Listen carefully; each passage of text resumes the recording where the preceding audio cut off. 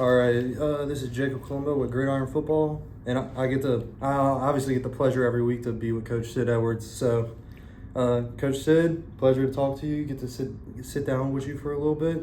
I mean, you already hit more wins than last year, which is always a big plus. It is, and especially being how powerful your offense has been, minus the St. Michael game. I mean, it's looking like y'all are up for district, and this week coming up, we're gonna have probably 4 district game against Plaquemine, and then hopefully finish against I can't think of Bruley, and then possibly have 9 wins on the season, and then going into playoffs with a possible bye.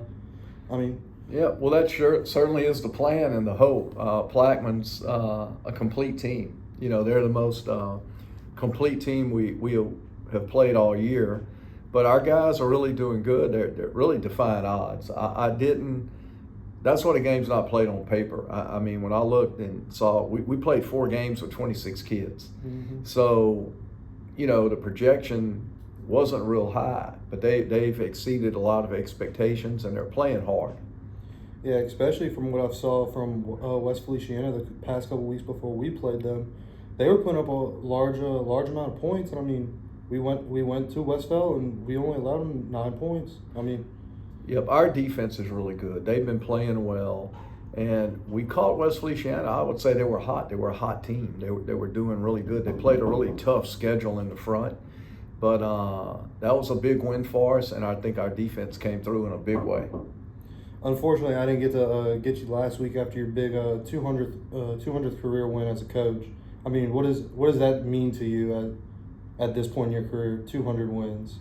Well, I mean, certainly it's nice, you know, but the way I roll, I just don't feel I want any of the 200. You know, I lost a few, but I credit the assistant coaches and all the players that I've got to be with over the years. They're the ones that made it happen.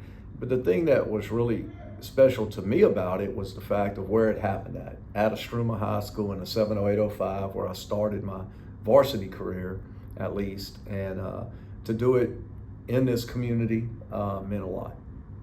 I mean, going hopefully into the playoffs with a possible bye, finishing the rest of the season 2-0.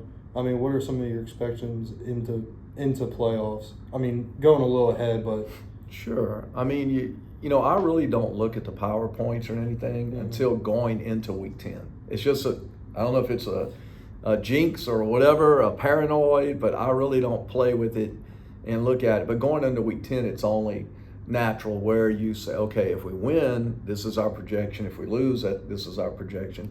And the pundits have gotten so good with it. Just about Friday night, 9 times out of 10, you'll know who. And, you know, a bye means we're in the top 8 teams in the state, you know, which is nice. Me, myself, I'd be okay without a bye. You know, with our kids, I'd rather keep them busy and us get to play football. Yeah, I know. I got curious to see who was all in 2A Select and everything.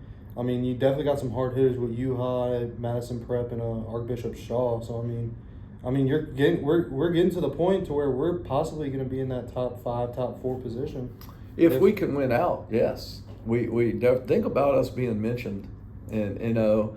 And the thing is, we're in a select division, which is absolutely false. We're not a select school. Our kids come from the neighborhood, you know, but because we have magnet tied to our name, we have to play in that division.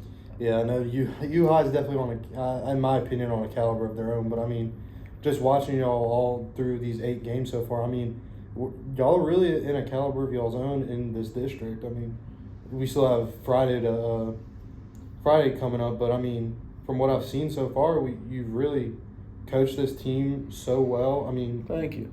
Really the only loss, and I mean, you said after the game against St. Michael, you only lost by 7 points, and you said you take the blame for that loss. But I mean, those kids went out there in some situations where the defense was back almost into their end zone, but they never broke. And I mean, I think just the mindset that you've given these kids about don't beat them, don't beat yourselves as well. Right. Yeah, it's we have gotten a whole lot better since that game. we've improved. We've added some players that were sitting out. We're a different football team than we were then, for sure. And the big thing with us is trying to teach them to play with poise, and not be overly emotional, if good things are happening or bad things are happening. And that's quite a challenge, with these kids. But I'm proud of them. They're buying in and they're coming around.